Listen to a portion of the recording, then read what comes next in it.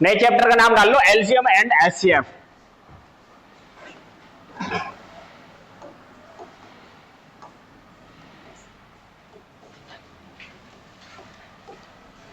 Less है, mess है।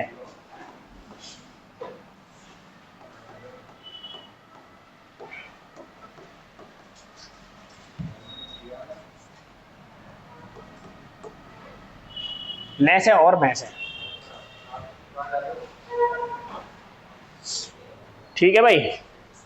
अच्छा, कोई एलसीएम बताएगा मतलब क्या होता है एलसीएम का? एलसीएम की फुल फॉर्म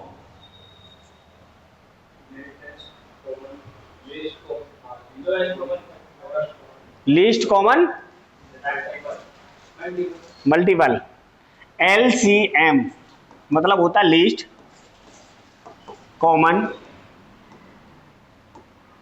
मल्टीपल। हिंदी में लीस्ट कॉमन मल्टीपल को हिंदी में क्या बोलेंगे?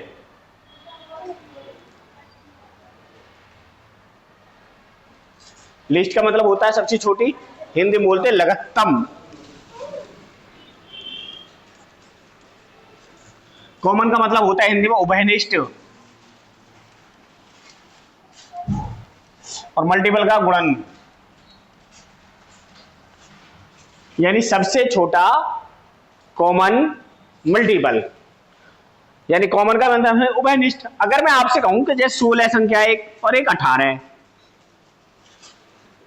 16 और 12 और 16 कर लेते, एक संख्या 12 है एक संख्या 16 है, तो इसके 12 के गुणन क्या होंगे? 12 के गुणन होंगे यानी मल्टीपल क्या होंगे? 12 दूनी 24, 12 तिया 12 चौके 48, 12 पंजे 60, 12 छक्के 72, 84, 96, 108, 120, ये इसके मल्टीपल हैं। हाँ या ना? है इसके मल्टीपल। अब अगर हम 16 के मल्टीपल की बात करें तो 16 के मल्टीपल क्या होंगे? तो 16 का मल्टीपल होगा 32, 48, 64, 80, 96, 112, 128, 144, इस तरह से इसके मल्टीपल होंगे, आगे बढ़ते रहेंगे। अब अगर मैं इन दोनों में कॉमन बात करूं कि कॉमन क्या क्या है, देखो ये बोल रहा है ना उभयनिष्ठ गुणनखंड, गुणनखंड है ये इसके, ये तो गुणन हो गए। अब इन दोनों में कॉमन क्या है? दोनों में कॉमन, तो दोनों में कॉमन आप बोलोगे जी एक तो 48 है,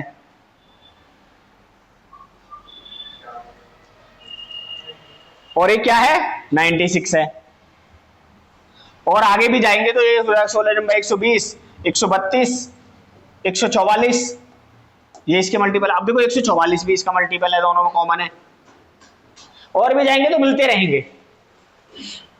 उभयनिष्ठ मिल गया, गुणनखंड मिल गया, और क्या चाहिए हमें? लघुत्तम यानी छोटा। इन दोनों में छोटा कौन सा है इन तीनों में? तो इन दोनों का जब भी एलसीएम की बात आएगी तो एलसीएम आ गया 48। दोनों में छोटा उभयनिष्ठ है 48, तो ये इसका एलसीएम होगा। एक तरीका एलसीएम निकालने का ये होता है मल्टीपल। दूसरा तरीका होता है इसके फैक्टर, गुणनखंड, या इसको बोल सकते हैं हम प्राइम फैक्टर गुणनखंड।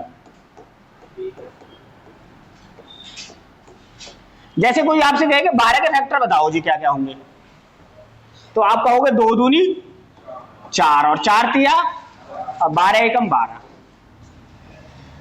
यही कहेंगे। अब मैं कहूं 16 के भी फैक्टर बताओ, तो आप कहोगे 2 दूनी 4, 4 दूनी 8 और 8 दूनी 16 और 16 एकम 16, ये इसके फैक्टर हैं। अब अगर मैं इसमें कॉमन ढूंढूं तो एक तो ये 2 कॉमन है, एक ये 2 कॉमन है, और कुछ कॉमन नहीं है। तो अगर इसका एलसीएम निकालना हो,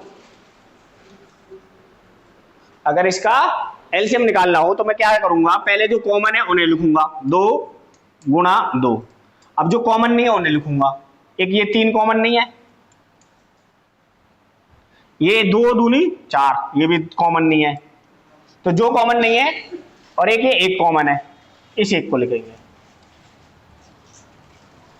अब देखो इसके फैक्टर कितने हो गए, तो इसके फैक्टर हो गए जी 2 दूनी 4, 4 तिया 12, 12 दूनी 24, 24 दूनी 48, एकम 48। एक एलसीएम ऐसे भी निकल सकता है। ठीक है, एक तरीका और देखो, इस वाली संख्या को जो ऊपर वाले फैक्टर हैं उनको हम ऐसे लिख सकते हैं 2 की पावर 2 इंटू 3 लिख सकते हैं। अब इस 3 को हम कुछ एक जो है एक, इस एक का कुछ भी हो सकता है, 5 की पावर 0 हो, 4 की पावर 0 हो। भाई पावर अगर किसी संख्या की 0 होती है तो इसका मान होता है 1, तो यहां कुछ भी हो सकता है एक की जगह, वो देख लेंगे क्या होगा। इस वाले को क्या लिख सकते हैं 2 की पावर 4 बस गुणा 1 है, तो इसको 1 लिखने की जरूरत है नहीं है, ये 3 की पावर 1 है। अब अगर क्या लेना है मुझे एलसीएम, इस तरह से अगर कोई सवाल आ जाए फैक्टर का तो उसके एलसीएम कैसे लेंगे।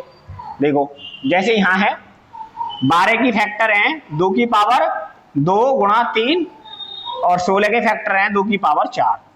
अब इनका एलसीएम लेना है,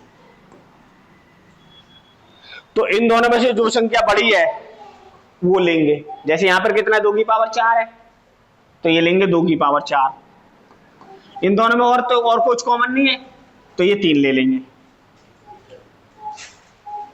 ठीक है, अब इसको कैसे लिखेंगे 16 तिया 48, अभी भी है 48 आया।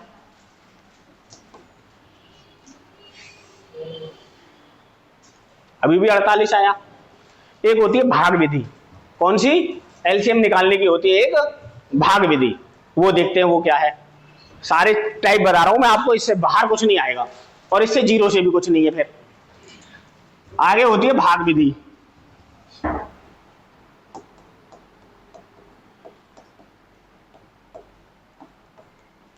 जैसे एक 12 है, एक 48 और 16 है, ये स्कूल में सिखाया जाता है, ये स्कूल में सिखाया जाता है। इसे सबसे छोटी संख्या से काटते हैं, 2 से काटेंगे, कितने पे कटेगा 6 पे, ये तुमने सीख रखा है। ये कितने पे कटेगा 8 पे कटेगा। अब ये 2 कितने से कटेगा और ये 4 पे। अब फिर 2 से काटेंगे, जो नहीं कटता उसे डेट से लिख लेते हैं, जितना है उतना ही। इसे कितने काटेंगे 2 पे काटेंगे, फिर इसे 2 से काटेंगे 3 लिख लेंगे, ये 1 तब तक काटते रहते हैं जब तक 1 ना आ जाए। अब यहाँ तो 1 आगे है नहीं आया, तो फिर 3 से काटेंगे, 1 और 1। ये स्कूल में हमें पढ़ाया है। अब इसका एलसीएम लेना हो तो ये जो नंबर आए इनके गुणा कर लेते हैं। एलसीएम बराबर हो गया 2 गुणा 2 गुणा 2 गुणा 2 गुणा 3 गुणा 1। इस 1 का भी मान होता है, महत्व होता है, सवाल में आएगा ना तो पता चलेगा। अब 2 दूनी 4, 4 दूनी 8, 8 दूनी 16, 16 थी 48 एकम 48, तो इनका एलसीएम भी है 48 आ गया।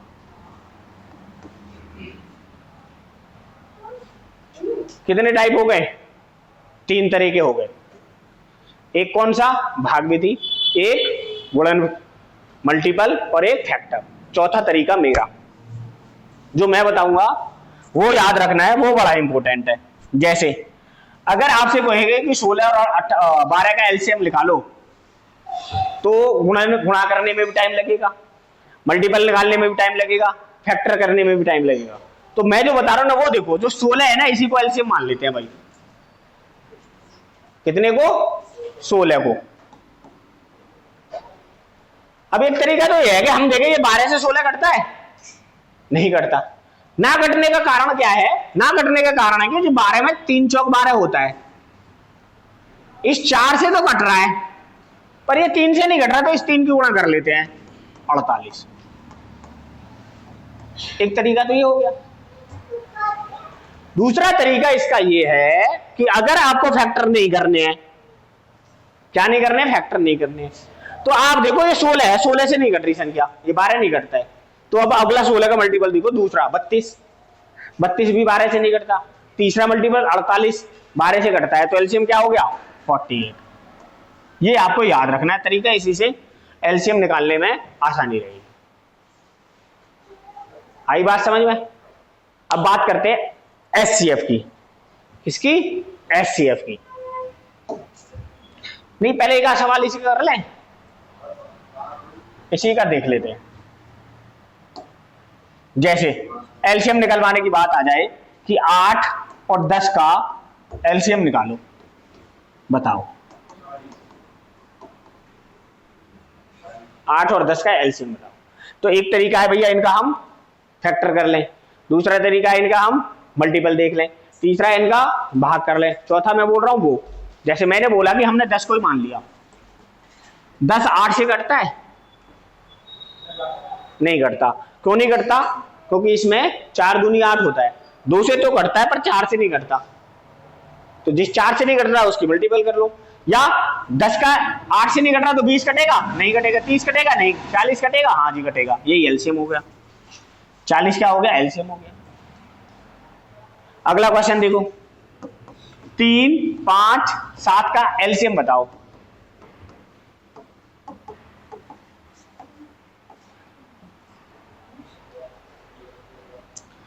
अब मैंने देखा ये तो आपस में ही नहीं कटते किसी से, तो इनकी आपस में मल्टीपल कर देंगे। 3 गुणा 5 गुणा 7, 3 पंजे 15, 15 थी 45। अब एक बात और याद रखना तुम इससे, अच्छा 3 पंजे 15, 15 सत्ते 105।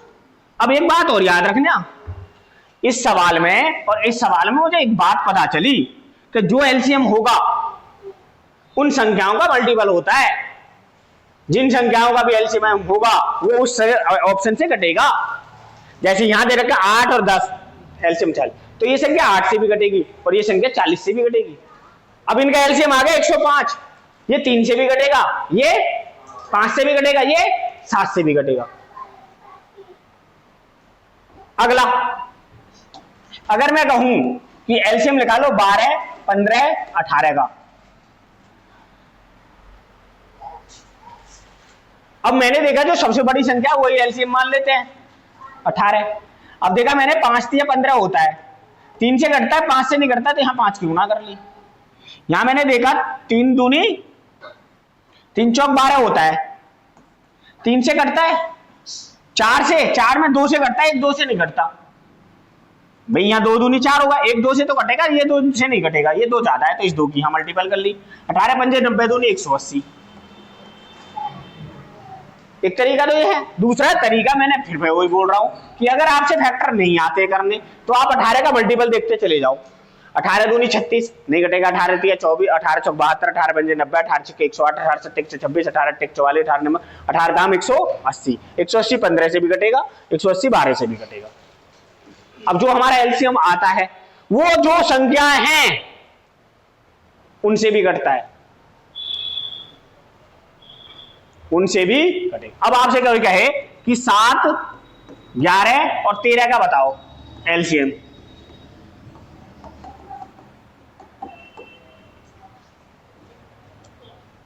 तो ये तो एक दूसरे में प्राइम नंबर है, ये किसी से कटते नहीं है, तो इनकी आपस में क्या करनी पड़ेगी मुझे? मल्टीपल। 7 गुणा 11 गुणा 13 तो बराबर 1001।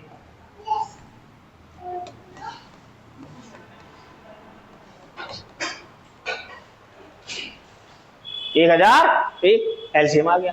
अब मैंने देखा ये 7 से कटता है, 1001 कटता है जी, 11 से कटता है, 13 से भी कटता है।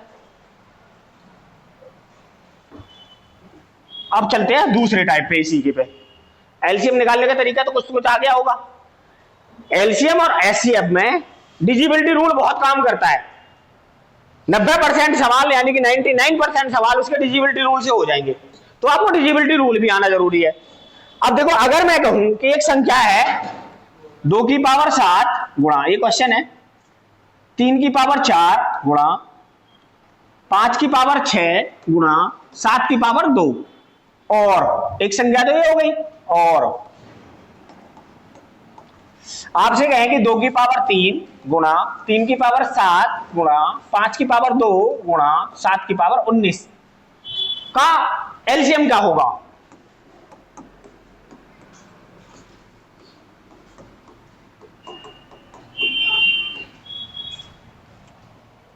मैंने एलसीएम में एक चीज बताई कि जो बड़ी पावर होती है ना उसको लेते हैं, और जो दोनों में कॉमन है उसको लेंगे, और जो कॉमन नहीं है उनको सबको ले लेते हैं। अगर इनका एलसीएम निकालना हो तो मैंने देखा 2 की पावर 7 है और यहाँ 2 की पावर 3 है, तो क्या लेंगे? 2 की पावर 7, बड़ी पावर लेते हैं। क्या हो गया? बोतल पानी की।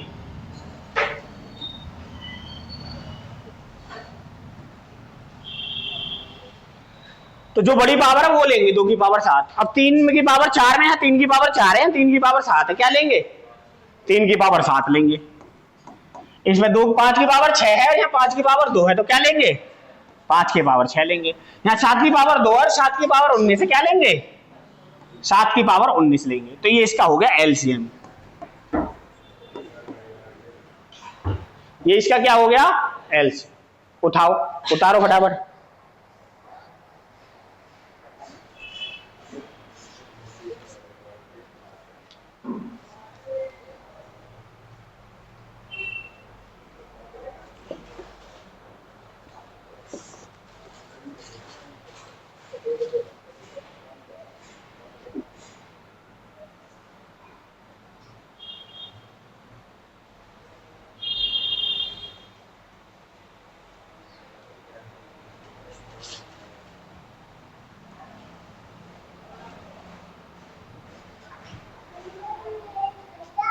ये लाया था, ये क्या कह रही?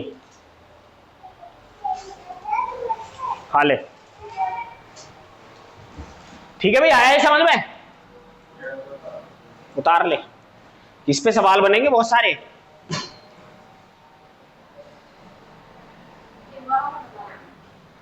दोबारा बताऊं? देखो, यहां 2 की पावर 7 है, तो जो पावर बड़ी होगी वो लेंगे। यहाँ 2 की पावर 3 है, तो दोनों में पावर बड़ी कौन है? 7, तो 2 की पावर 7 ले लिया। 2 की पावर, यहाँ 3 की पावर 4 है, यहाँ 3 की पावर 7 है, तो दोनों में पावर बड़ी कौन है? 7 ले लिया। यहाँ 5 की पावर 6 है, यहाँ 5 की पावर 2 है, दोनों में पावर कौन सी बड़ी है? 6, तो 5 की पावर 6 ले लिया। यहाँ 7 की पावर 2 है, यहाँ 7 की पावर 19 है, पावर कौन सी बड़ी है? जिसकी पावर बड़ी है वो लेंगे। ठीक है। अगर मान लो इनमें कोई और नंबर भी होता, एक में होता एक में नहीं होता, तो उसको भी लेना पड़ता। कॉमन नहीं है, जो नंबर बच गए कॉमन नहीं है उनको भी लेना पड़ेगा। अगला क्वेश्चन देखो।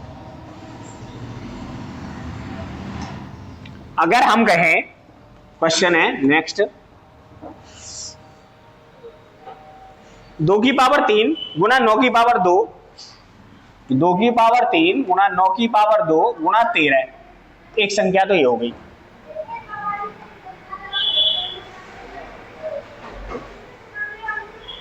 दूसरी संख्या है 2 की पावर 2 गुना 13 की पावर 2 गुना 19। ठीक है। और जो तीसरी संख्या है, तीसरी संख्या है 9 की पावर 2 गुणा 13 की पावर 3 गुणा 19 की पावर 2 का एलसीएम क्या होगा?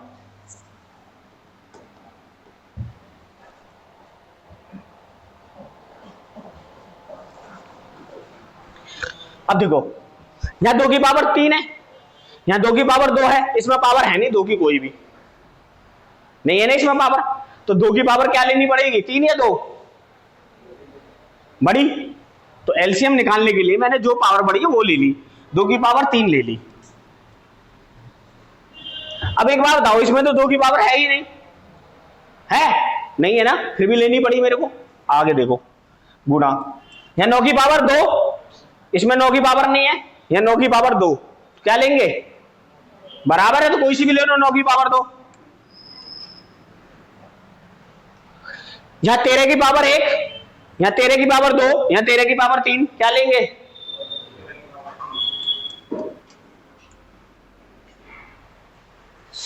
यहां 19 है नहीं, यहां 19 की पावर 1, यहां 19 की पावर 2, क्या लेंगे? ये क्या आ गया? इसका एलसीएम आ गया।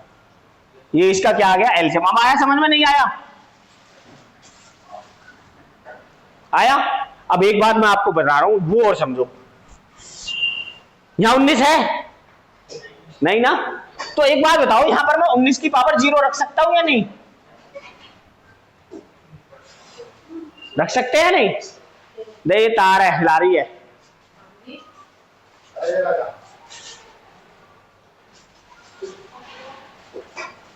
उन्नीस की पावर 0 रख सकते हैं? कोई फर्क पड़ेगा सवाल में? नहीं। हाँ 19 की पावर यहाँ 1 भी रख सकते हैं, कोई सवाल में फर्क पड़ेगा? नहीं पड़ेगा। तो 19 के यहां पर 2 वैल्यू हो सकती है, नहीं हो सकती? और 19 की पावर 2 भी रख सकते हैं, 2 रख सकते हैं, रख सकते हैं, क्योंकि दोनों में कॉमन हो जाएगा तो कोई सा भी ले सकते हैं। तो यहां 19 की 3 वैल्यू संभव है संभव नहीं? अब यहां देखो, यहां कितना नहीं है कॉमन? 9। यहां 9 है, यहां 9 की पावर 2 है, यहां 9 की पावर 2 है, तो यहां 9 की पावर 0 और 9 हो सकता है? हो सकता है नहीं? ना भी है तो भी सवाल के ऊपर कोई फर्क नहीं पड़ रहा, पर यहां पर 9 के 2 मान हो सकते हैं इस वाले उसमें फैक्टर में। अब यहां आ जाओ, यहां 2 की पावर नहीं है, यहां 2 की पावर कितनी हो सकती है? 2 की पावर 0 हो सकती है, 2 की पावर 1 हो सकती है, यहां भी 2 मान हो सकते हैं, हो सकते हैं नहीं? तो ये बात आपको ध्यान रखनी है, सवाल में ऐसे सवाल भी पूछेगा कि बताओ कि n के कितने मान संभव हैं, या m के कितने मान संभव हैं, या संख्या के कितने मान और यहां पर दूसरे में संभव हैं। आया समझ में? नहीं? अगला क्वेश्चन देखो, अगर मैं क्वेश्चन लिखूं 2 की पावर 5 गुणा 3 की पावर 4 गुणा 5 की पावर 2 1। अगला लिखें नंबर 2 की पावर 3 गुणा 3 की पावर 2 गुणा 5 की पावर 4। तीसरा लिखें 5 की पावर 7 में क्या का एलसीएम क्या होगा?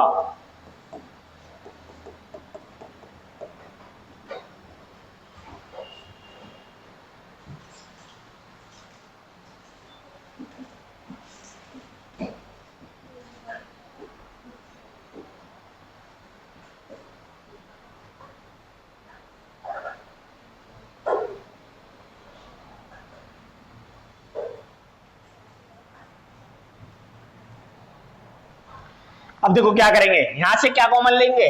उसमें तो है नहीं, इन दोनों में 2 में से सबसे बड़ी पावर 5 है,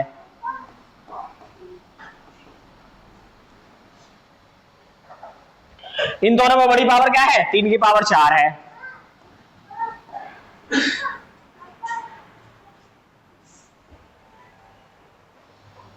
अब ये 5 की पावर 2 है, 5 की पावर 4 है, 5 की पावर 7 है, तो बड़ी पावर 5 की पावर 7 है। ये इसका क्या होगा? एलसीएम हो गया। अब एक बात बताओ, इसमें इस वाले नंबर में अगर 2 की पावर 4 होता और यहां 3 होता और ये 5 की पावर 7 होता, तो इनसे सवाल के ऊपर कोई फर्क पड़ रहा है? नहीं पड़ रहा ना? तो ये मान भी हो सकते थे। यहां 2 की पावर 4 है, इस 2 की पावर 4 के 5 मान हो सकते थे, 2 की पावर 0, 2 की पावर 1, 2 की पावर 2, 2 की पावर 3 और 2 की पावर 4, और ये 3 की पावर 1 है, तो 3 की पावर 0 और 3 की पावर 1, तो कितने मान बनते?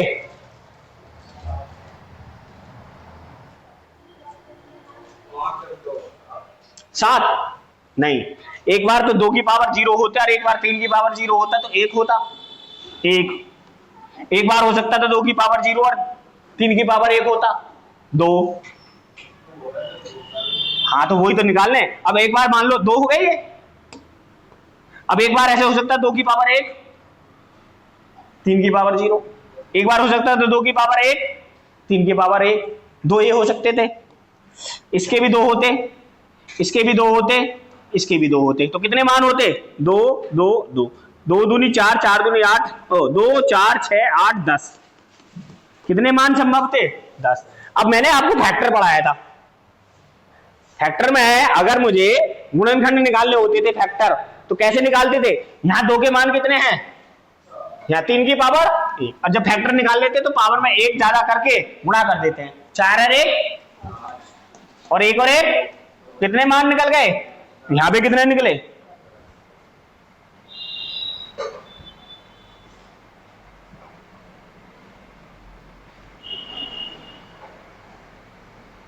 आया समझ में? नहीं आया?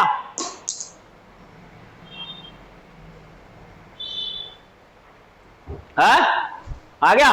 अब नेक्स्ट टाइप पे और चलते हैं। इससे ज्यादा बेसिक नहीं पढ़ा सकता ना है। इससे जीरो क्या होगा, मैं बिल्कुल ही खत्म कर दिया। अगला देखो, अगर संख्याएं बटे में हो, यदि संख्या भिन्न के रूप में हो,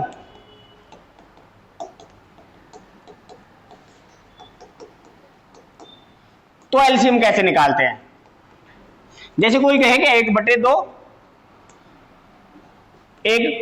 2/3, 3/2, 4/3, 5/6 का एलसीएम क्या होगा?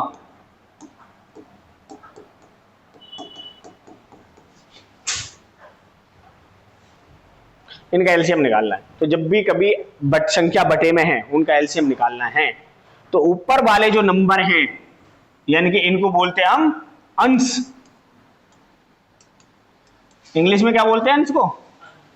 है न्यूमरेटर, डिनोमिनेटर, न्यूमरेटर।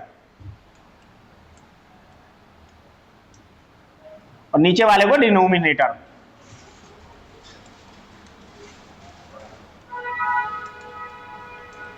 और हिंदी में बोलते हैं इसको हर। तो ऊपर वाले यानी अंश का क्या लेना है? अंश का लेना है, अंश का एलसीएम अपॉन में हर का एचसीएफ। नीचे वाली संख्याओं का एचसीएफ आएगा 1, नीचे वाली संख्याओं का एचसीएफ आएगा 1, ऊपर वाली संख्याओं का एलसीएम आएगा कितना आएगा?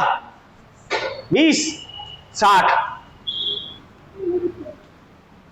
5 चौक 20 दिया 60।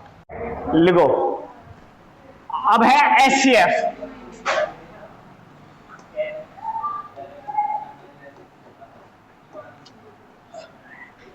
एचसीएफ की फुल फॉर्म क्या है?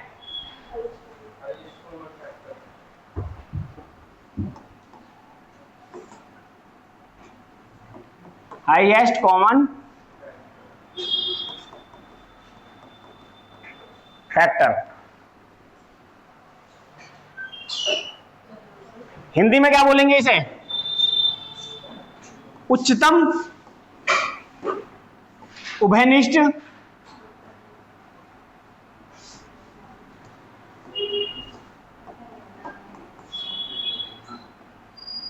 फैक्टर का मतलब होता है गुणनखंड।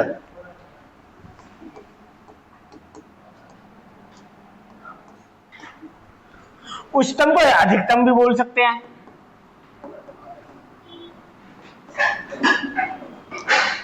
हिंदी में क्या बोलते हैं इसको? मैस है। फुल फॉर्म होती है महत्तम समावर्त है।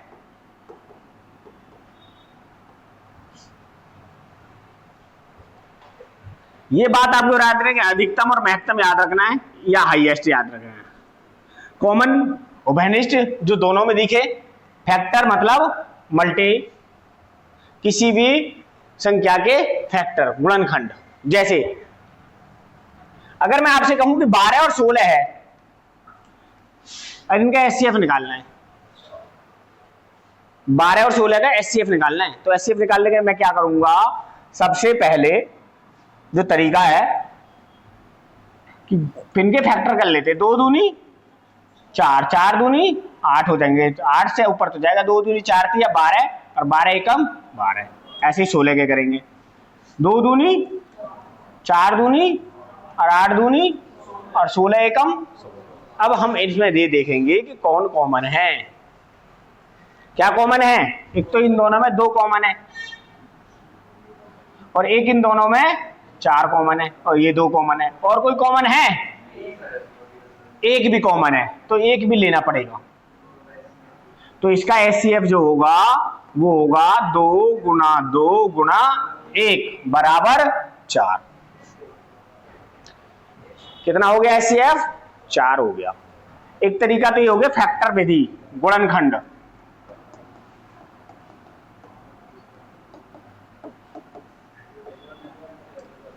अब इसकी भी एक भाग विधि होती है। क्या होती है? भाग विधि। दूसरा, जैसे कोई क्या आपसे कहे कि 12 और 16 के एचसीएफ बताओ, क्या होगा? तो जो बड़ी संख्या है उसको छोटी संख्या से क्या देते हैं? भाग देते हैं। जैसे हमारा 16 है बड़ी संख्या, और इसे हमें कितने से भाग देना होगा? 12 से। तो 12 एकम 12, कितना आया? 4। और ये वाली जो संख्या इसको उतार के यहां रख लेते हैं, 12। 4 तिया 12, खत्म। तो जो इस संख्या से अंतिम बार में करते हैं, जिस संख्या से अंतिम बार में करते हैं, वो हमारा क्या हो जाता है? एचसीएफ।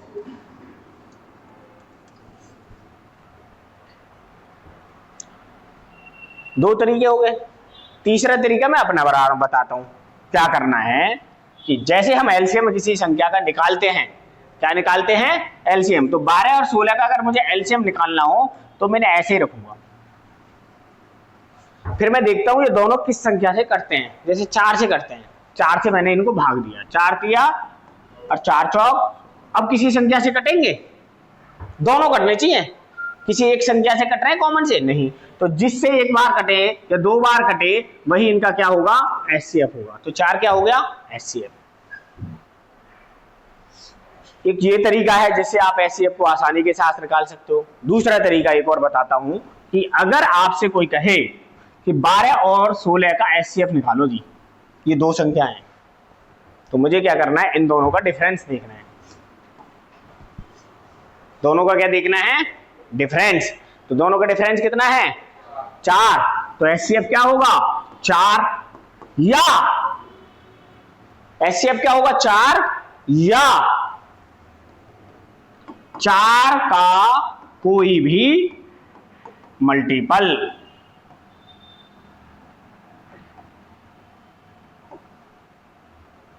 चार का कोई भी मल्टीपल मतलब गुणज। ये तो दो संख्या है इसलिए हम आसानी से निकाल पा रहे हैं। मान लो 3 संख्या दे दे, जैसे दे दे आपको 12, 16, 24। अब मुझे एचसीएफ निकालना है इनका, तो मैं क्या करूंगा? इनको भाग दे लेते हैं।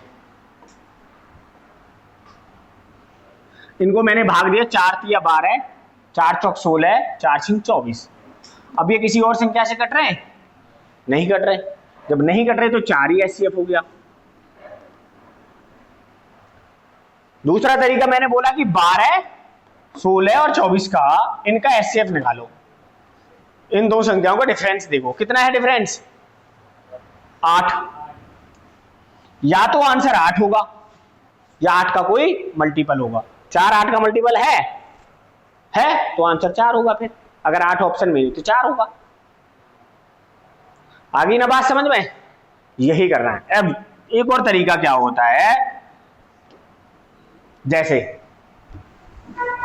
हमने लिखा 12, 16, 24, इसके फैक्टर करो। 2 दूनी 4, 4 तिया 12 एकम 12। इसको हम लिख सकते हैं 2 की पावर 2 गुणा 3 की पावर 1 गुणा 1। एक को लिखो या न लिखो, बात एक ही है, क्योंकि ये कभी कोई फर्क नहीं डाल रहा है। परंतु कभी कभी ऐसा होगा कि एक भी फर्क डालेगा क्वेश्चन में, तब हमें लेना पड़ेगा। इस 16 को कैसे लिख सकते हैं? 2 गुणा 2 गुणा 2 गुणा 2 गुणा 1। तो 2 की पावर क्या लिखेंगे? 4 लिखेंगे, 4। अब इस वाले 2 को कैसे, 24 को कैसे लिख सकते हैं? 2 दूनी 4, 4 तिया 12 दूनी 24, 24 एकम 24। इसको कैसे लिख सकते हैं? 2 की पावर 3 इंटू 3। अब मुझे इनका निकालना है एचसीएफ। इन तीनों का एचसीएफ जब हमने निकाला था तो क्या आया था? 4। अब मैंने देखा एचसीएफ का मतलब होता है हाईएस्ट कॉमन फैक्टर। अब देखो इनमें कॉमन क्या है? 2 यहां भी है, 2 यहां भी है, 2 यहां भी है। तो सबसे कम पावर किसकी है? इस 2 में सबसे कम पावर किसकी है? 2 की पावर 2। अब बताओ 3 है यहां? है। यहां है? नहीं है। यहां है। अगर तीनों में कोई संख्या कॉमन है तो लेंगे, नहीं लेंगे तो उसी को छोड़ देंगे। 2 दूनी, यही आपका एचसीएफ है। अगर तीनों में कॉमन है तो लेंगे, अगर तीनों में कॉमन है नहीं है तो नहीं लेंगे। आई बात समझ में एचसीएफ की? तो अब सवाल करते हैं पहले। अब एक और चीज आपको समझनी है, इसमें सवाल करने से पहले, एलसीएम एचसीएफ करने से पहले आपको डिविजिबिलिटी रूल भी आना चाहिए। क्या आना चाहिए? विभाज्यता का नियम।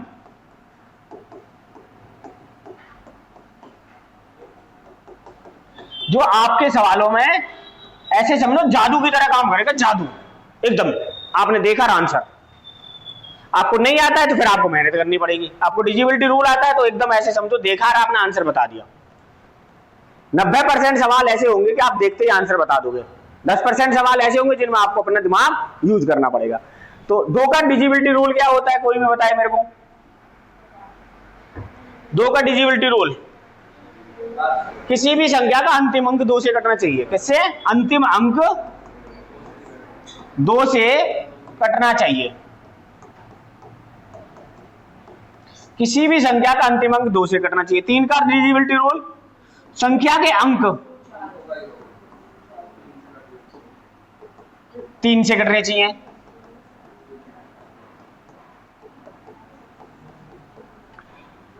4 का डिविजिबिलिटी रूल, जो संख्या है जो विभाजित करनी है उसके अंतिम 2 अंक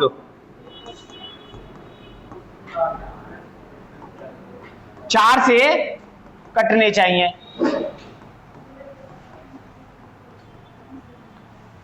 5 का,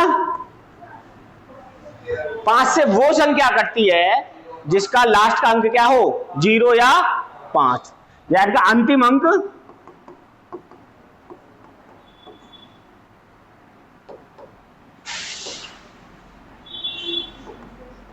0 या 5 हो। 0 या 5 हो। 6 से कौन सी कटेगी? अंतिम अंक या संख्या 2 और 3 से कटे। अब 2 से जिसका अंतिम अंक 2 से कटे, 3 से जिस संख्या का अंक 3 से कट जाए। तो इसमें दोनों चीजें चेक करनी पड़ेंगी। 7 का एक नियम है कि 7 में क्या करनी पड़ती है हमें, लास्ट के अंक में कितने से मल्टीपल, 2 से मल्टीपल करके उसको माइनस करते हैं बाकी बचे अंकों से, और उस संख्या के जो अंक बचे हैं वो 7 से क्या होने चाहिए, कटने चाहिए। या फिर 7 का एक रूल होता है, 7, 11, 13 संख्या होती है, 7, 11 और 13। इनका रूल बोलता है कि ये 1001, ये 7, 11, 13 से कटता है। या अगर 6 अंक हैं, 6 अंक हैं, तो उसके पेयरों का अंतर, जैसे मान लेते हैं 7, 6, 6, 7, 6, 6। अब इन संख्याओं के 2-2 करके पेयर बना लिए। इन संख्याओं के अंकों का अंतर या तो 0 हो, या जो भी संख्या निकल के आएगा, जो भी डिफरेंस निकल के आएगा, वो 7 से 11 से 13 में से किसी से कटना चाहिए, तो वो संख्या उससे कट जाएगी। तीसरा रूल कहता है कि अगर 6 अंकों की संख्या है और उसके अंक 3 के जोड़े में रिपीट करते हैं, तो संख्या 7, 11, 13 से कट जाएगी। 8 का क्या बोलता है भैया? 8 का बोलता है संख्या के अंतिम अंक, अंतिम 3 अंक कितने से, 8 से कटने चाहिए।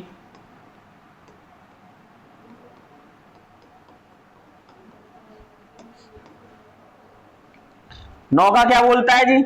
9 का बोलता है कि संख्या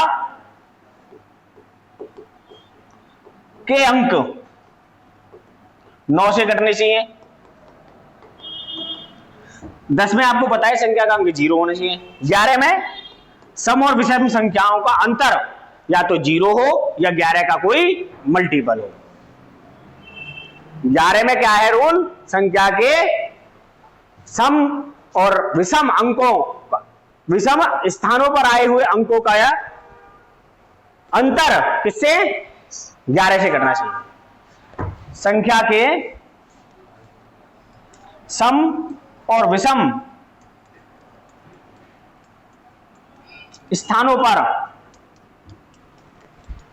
आए अंकों का अंतर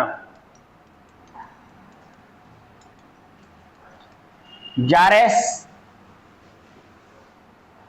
का मल्टीपल, 11 का गुणज या 0 हो तो संख्या क्या से कट जाएगी, 11 से कट जाएगी। ये थोड़े से बेसिक चीजें हैं कि आपको आनी जरूरी है, और ये तो आना ही जरूरी है। आपको डिजिबिलिटी रूल आना चाहिए, आपको डिजिटल सम आना चाहिए, आपको यूनिट डिजिट पता होनी चाहिए, ताकि आप सवाल को आसानी से करें। तो आज इस चैप्टर का पहला सवाल कर रहे हैं। पहला सवाल है ये। सवाल क्या कह रहा है? सवाल कह रहा है कि वह छोटी से छोटी संख्या जिसे 4, 6, 8, 12 और 16 से भाग करने पर प्रत्येक दशा में 2 शेष रहे, निम्नलिखित में से क्या है?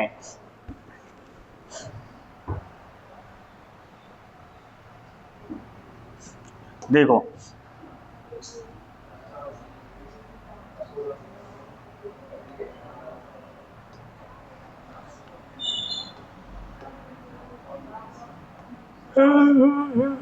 ये दिख रहा है कलर?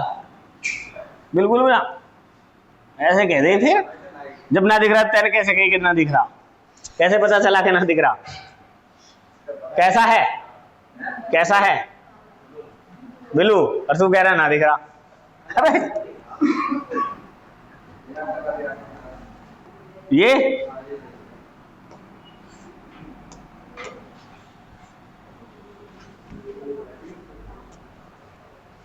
करो भाई करो। अब देखो, मैंने आपको बोला है जो एलसीएम एचसीएफ होगा ना, उसमें 80% सवाल